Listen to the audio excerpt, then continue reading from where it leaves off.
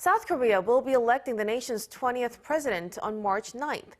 For those who will be overseas on Election Day or during the early voting period, you can register to vote until this Saturday. Kyung-eun tells us what you need to know depending on your voter status.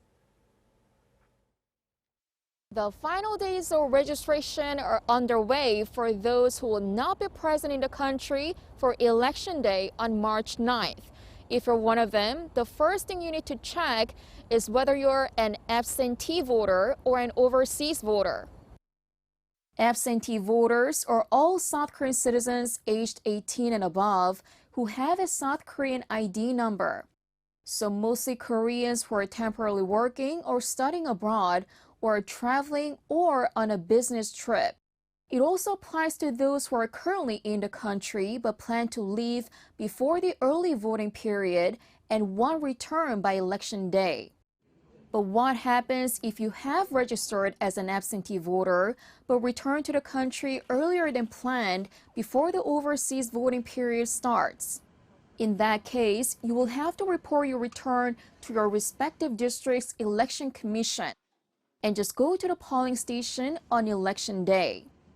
On the other hand, overseas voters are all South Korean nationals who don't have an ID number, which includes many Koreans who've immigrated.